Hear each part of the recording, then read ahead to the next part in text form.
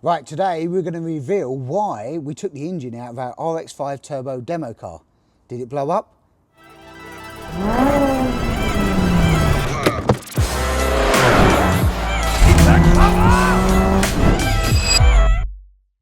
Right, well, into the workshop now. Let's talk about some of the cars and some of the new bits of kit that are rolled into the toy shop. Got this here, we've got a little Striker that's come in, familiar car to me. It's had a rebuild and refresh all over last year or so, and the owner of this particular car is putting it up for sale. So if you are looking for something like this, which is a bike engine car, if you can see by the year, it's a 64 plate, it's on its second owner, I do believe, so that's all, not had many at all. Been refreshed, and it's got in here, I shall show you, the little CBR 1000RR engine in there. So I think it's a 09 or 010 engine if I remember rightly. CBR 1000, they make good power. You know, you're looking at 190 horsepower sort of thing. So you're looking at a nice little track weapon maybe, thinking, oh, that suits me. It's got 15-inch Pro Race wheels on it. It's got decent brakes on it. I think it's got wheelwoods on there, or high specs on the front. It's got full roll cage, got a Digidash on it as well. It's got the paddle shift, which has just got to be fitted on, which is here. Because I'm just doing a couple of small little jobs on this, but this will be put on as well.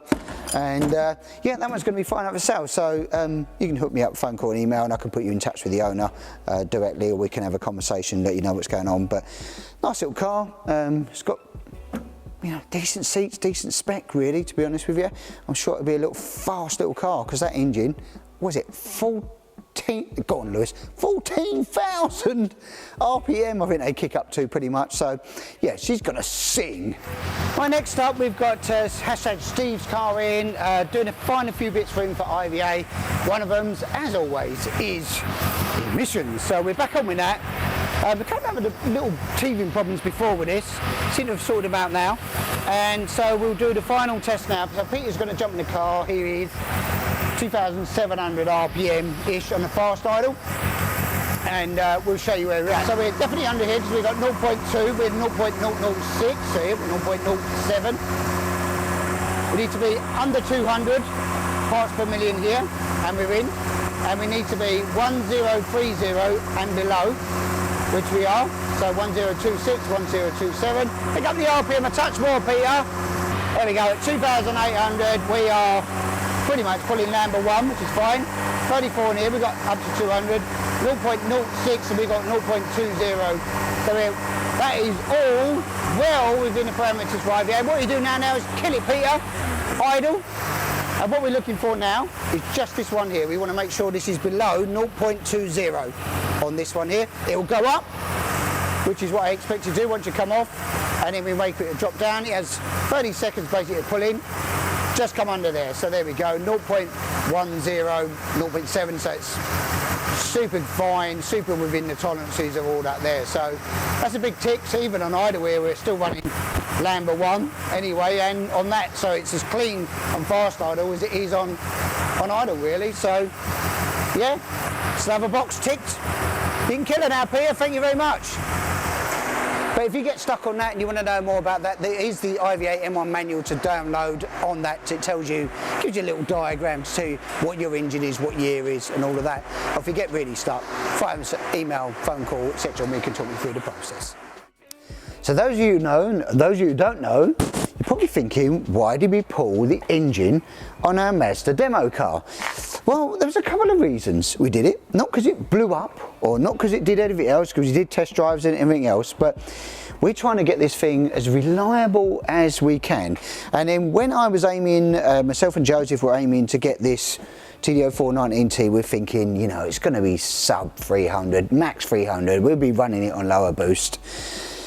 And then we put it on a dyno RLM, and she made a monster horsepower. It made 330 horsepower. Now, we could turn it down from there, but we always want to go that little bit more. We're thinking, well, we're always going to have to turn it up to show them what it can do.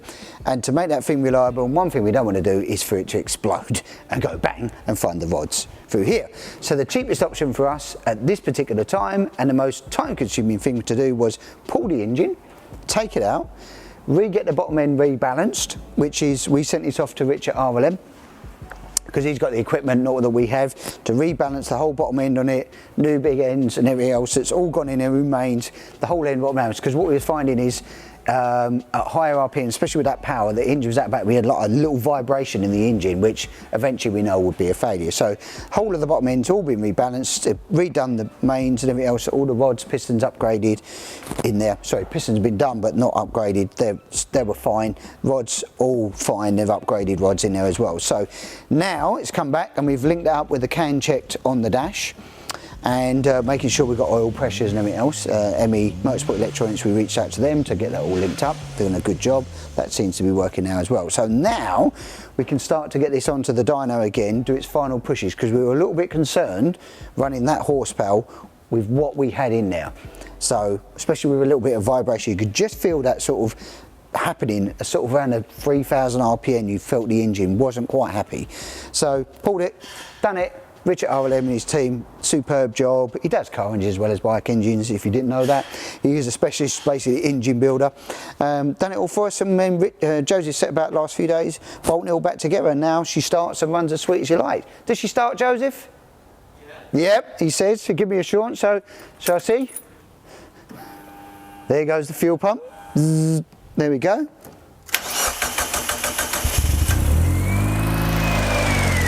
And there we go.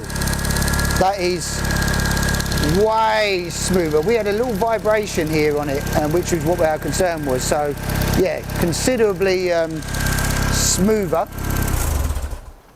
Hardly any movement on the engine now as well. So that's back in. We're going to get back on the dyno for the final time, send it and see what power she makes, and then we'll dial it back with a boost controller, and we'll be able to run a couple of little different boost maps on it as well. So looking forward to that. But if you want to see this car, you'll see this car. We're bringing it to Malvern.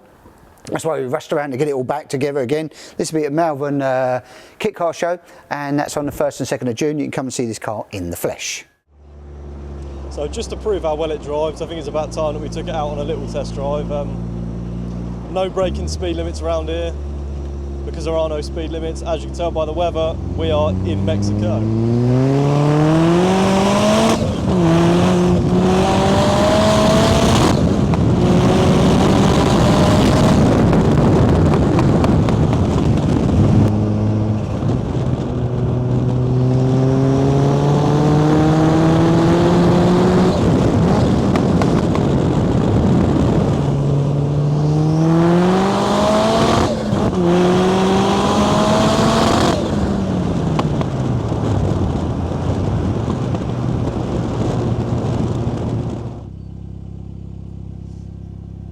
Yep, I think she drives fine. Right, next up that's newly arrived is this. It's the RX5 Turbo.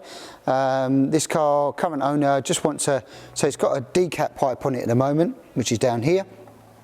And we've got to put a catalytic converter pipe on it for him and just do a little remap because we want to get it through its current MOT and emissions.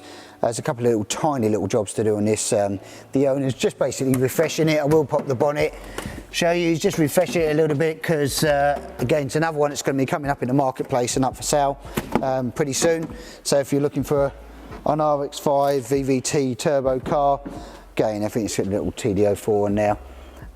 Sitting on there as well, so all done up. Again, they make, I don't know the exact number on this one, but they're going to be north of 230. You know they are, always generally are, some in that region. It's got wheelwood brakes on it, full cage, standard instrumentation on it as well. But yeah, nice, looks nice with the white and carbon.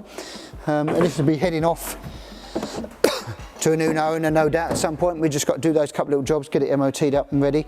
And yeah, nice little car. I can't remember the original. I think it was Stu, the original builder of this particular car. Just needs a bucket of water over it, little polish, and she'll be ready for the new owner. Right, it's time for questions with Sean, and for those of you who don't know who's sitting in front of your camera screen right now, I'm Lewis. I'm usually standing behind the camera, but we had a little bit of feedback in the questions with Sean section, and they want to see the person asking the questions, so here I am. New Parkinson. Right, so the first question came in over on the Instagram was, how long did it take you to engineer the cars into what they are today? It's an interesting question, really, because some of it was obviously done with the previous owners, and they'd engineered quite a bit into them and working for it over the sort of, I don't know, nearly 28 years that it's been going, so to speak. The Cup 200s took quite a while, in the sense of a year of development, but that's track work, you know, testing, all of that side of thing. Rich and his team, RLM and Atomic, did a great job supporting with that. The Mazda stuff kind of came on pretty quickly, 6 months in that region, sort of development, but we're constantly still evolution in it, Lewis, at the moment. So each demo car after each demo car. I mean, the newest one that Joe's working on just over there off camera, I mean, there's so many new features on that thing in comparison to the one before. So it's fine-tuning now, not so much massive development, so fine-tuning. Definitely. Right, so the next one that came in was less of a question and more of someone advising about the website, so I can actually give you an answer about that one.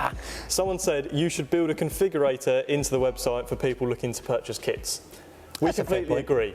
However, this is a lot of work, and it's something we've had plenty of conversations around the office about already. We are looking into it. It's just we're looking into a lot of different projects at the same time. So it will come when it comes, effectively, but promise we will not forget that, because we know how important it is. Exactly. So Lewis's job is to help with this stuff. Yeah, put all the responsibility on me. So if it don't happen, guys, blame him. Just blame me. Right, so the third and final question that came in was, what is the timescale project for, or the timescale on the re-engineering of the Phoenix bodywork? Well, we're hoping to have it all established by the end of this year, end of this financial year. We have started on it. We've done some amount of development work on it as well. So yeah, the timescale, really like to get that sort of into a roller, should we say, by the end of this financial year, ready for launch for next year. But yeah, bodywork moulds and all that's all done. It's just some rejigging and everything else. We're trying to give more space in the cockpit, and that's always the challenge, trying to give it more room as much as we can. So for the people who are like Lewis's size and not my size, I can't fit in the Phoenix. Exactly. You're 6 foot. It's about 6'2". Exactly. Yeah. I'm the other way round, 5'2", I think. I thought you was going to say. Yeah, I'm 7'5", as Neil's shouting out up there. But yeah, so re-engineering work's has been going on the background on that side of things. And yeah, we don't show everything that goes on because it's impossible to do everything during the working week. But yeah, keep an eye on that, and we'll keep you updated at some point in the socials. Once we get to a real, I'm going to say, man moment change where everything goes on, we'll show you that and give you that information. Definitely. So. Any more questions? Where do they fire it into? Oh yeah, so over on the Instagram, at MK Sportscars Official is probably the best place. If you DM them or comment in any of the posts, or if you can't be bothered to go over to the Instagram, just fire them in the comment section down below and we'll add them to the next questions with Sean's segment. We love the questions, really. Yeah. When they're legitimate questions, not, can you ship car to Uganda? But yes, we can. Yes, we can. You know, can you fit a rocket launcher on it? Probably not. Right, let's get on. Let's get on. Right, next up here is the booster powered car, #Peters. Been on with this as well. Final little jobs we're getting onto this, getting it into the final little bits of wiring to do. Boot cover and boot box, that's all fitted under there. You've got a boot box all fitted. Pop that off. Just quickly show you what's under there. See, we're well prepared. Got the boot box under there, which is nice, gives you a little bit of storage. Put your beers in, of course, more important. Yeah, a couple of little bits to do on that, and a little bit trimming here and there, getting ready for IVA. Just needs to be run up and do the emissions again like we did with the other booster car, which is that one there. Get that dialed in, make sure she's all good. Got the wing mirrors that are on there at the moment. We will be changing them out afterwards. We're just putting them on for IVA, and yeah, pretty good really. But she does look really smart in there. Really nice interior with a sort of carbon dash, carbon seat pads, carbon boot cover, carbon centre tunnel. It just sort of ties the whole theme together. And I really like the gold wheels on this. They look mint on this car. So yeah, looking forward to that. That shouldn't take much longer now. Get this ready, get this IVA'd as soon as possible really. So we'll be chasing that one down. But yeah, booster car, booster power, booster power! Talking about booster power, here's one that's ready to go in the chassis that's over there to build. We had to look at the clutch pack. That is all back together in there. The discs and that I think we showed you the other week. And let me grab one actually. They're over here still. Where they were, you can see they've got hot all around here. Lots of bluing on them. So they were pretty bad actually. You just put it in, you'd be wasting your time. Then it's had, it was going wet sump originally, dry sump, and now it's got the new wet pan on here as well. You can see the depth of the pan, very shallow, so it gives you lots of ground clearance on this. Really, really cool bit of kit, and obviously gives you a nice little dipstick, which helps you checking your oil levels. It's got the sprocket, just so you've not seen these up close before, guys. Let's wheel this out so you can see. It's got our output shaft adapter, so normally it says a sprocket on here for your chain. That's all on there.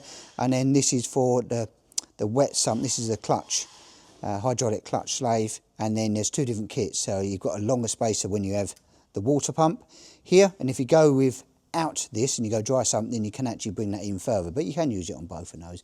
But hashtag Jim, who's done this engine, he's all painted up nicely detailed. It is nice and shiny. I mean, it'll look lovely in the engine bay there. Just thought I'd show you those couple of bits on it as well. But Gen 2 boosters make good power, normally kicking out 205, 206 horsepower in that region. Pretty much matched out all the time. And if you see the Cup 200 cars, what they can do on the track, this is basically the same principle engine that we use. It's just in Mazda chassis. This particular one's going in, so it's an absolute weapon. Right, another workshop walk done, guys. I hope you enjoyed the last couple of videos, actually, of racing at the Cup 200 Championship at Silverstone. I was there, privileged to be with there and some of the talent that's on the show. Great racing, great close racing. There'll be some more videos, I think, going out there, Lewis. We're going to try and get some more of the drivers and onboard footage, and we'll throw them out on our YouTube channel so you can do a full onboard with Wayne Armstrong or Alero or Dave Watson or John Murphy or any of your favourite fans, shall we say. They might get a fan base at some point. You never know, these guys walking around the paddocks. So yeah, they've been great fun. And if you want to know more about the Cup Championship and the series or the cars, you know what to do. Hook us up, phone call, email, or come and see us at the factory and we can talk you through the process if you think I want to become the next racing driver. Then don't forget about shows that are coming up. We'll be heading off to Malvern next weekend. 1st, 2nd of June, we'll be there. We'll be setting up on a Friday. So if it does go quiet here on the phone lines, it's not because we're avoiding you, it's just that we'll probably be over there setting up for the show. So I'm hoping the weather's going to be fantastic for that, and we'll have a lovely little turnout. There's going to be a couple of different events going on. I think they're doing something in a marquee as well. We've got Cam Speed there. Also, there's a couple of Cup 200 cars, so you can come and see them in the flesh as well. So that's it for this week, guys. Don't remember to like, share and subscribe. If you liked Lewis, give him a thumbs up. God, he's done a great job on these videos. That's it, guys. Like, share, subscribe. Catch you next week.